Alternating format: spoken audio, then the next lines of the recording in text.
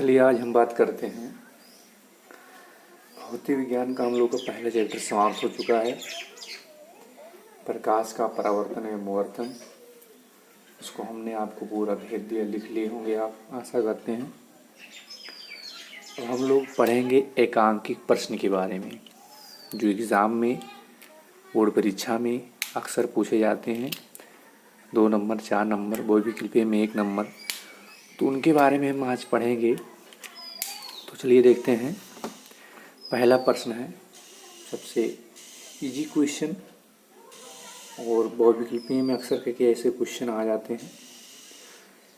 पहला क्वेश्चन है, एक गोलीय दर्पण की वक्रता त्रिज्या 20 सेंटीमीटर है, तो इसकी फोकस दूरी क्या होगी? जी हाँ, एक गोलीय दर्पण की वक्रता त्रिज्या 20 सेंटीमीटर है, तो इसकी फोकस दूरी क्या होगी? देखिए, फोकस दूरी के बारे में हमने लिखवाया है, दर्पण के बारे में बताया है। गोलीय दर्पण 2 प्रकार के होते हैं, उत्तल और अवतल।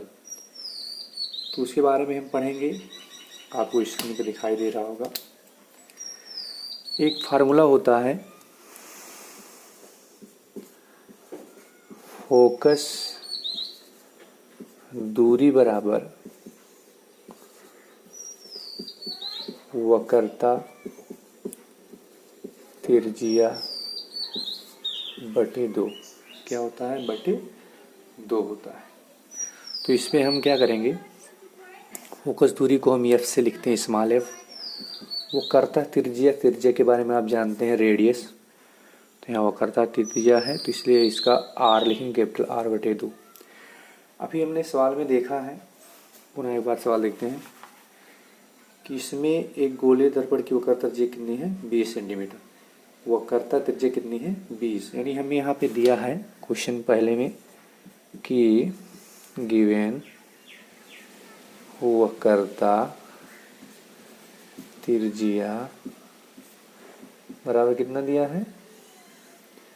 20 सेंटीमीटर, यानी आर बराबर 20 सेमी। फिर हमें इसमें पूछ रहा है कि फोकस दूरी क्या है। देखिए, फोकस दूरी हमें निकालना है। यहाँ पे फोकस दूरी एफ बराबर क्वेश्चन मार्क। फोकस दूरी यहाँ पे हम बिना लगाए बता सकते हैं। उसको हम क्या करेंगे, आधा कर देंगे। अगर वक्रता त्रिज्या 20 है तो उसको हम 2 से भाग करेंगे। 2 से भाग करने का मतलब होता है उसका आधा, तो उसका आधा 20 का आधा कितना हो जाएगा? 10। अगर फोकस दूरी ज्ञात करनी है तब मान लीजिए, अगर हमें अगले प्रश्न में ऐसी कोई प्रश्न आए, अगर पूछे कि वक्रता त्रिज्या ज्ञात करना है, फोकस दूरी अगर दी रहेगी, फोकस दूरी अगर दी हुई है, तो वक्रता त्रिज्या निकालने के लिए हम क्या कर देंगे, उसको 2 गुना कर देंगे।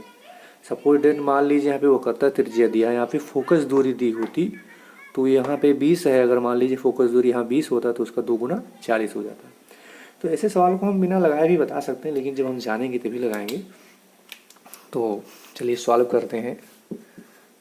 फार्मूला हम लोग को क्या है, एफ बराबर आर बटे 2। तो एफ मतलब फोकस दूरी हमें निकालना है। आर का मान कितना है? 20। 20 बटे क्या हो जाएंगे? 2 सेंटीमीटर में है ये, 2 2 20। एफ का मान कितना आ गया? 10 सेमी।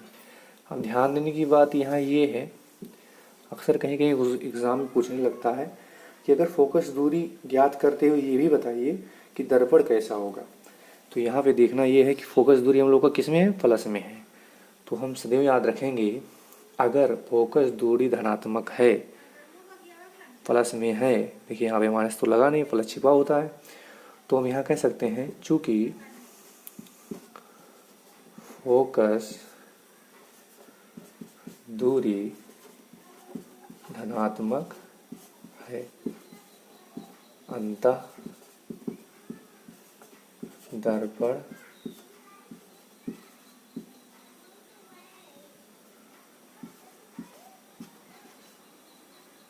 दर्पण उत्तल दर्पण होगा।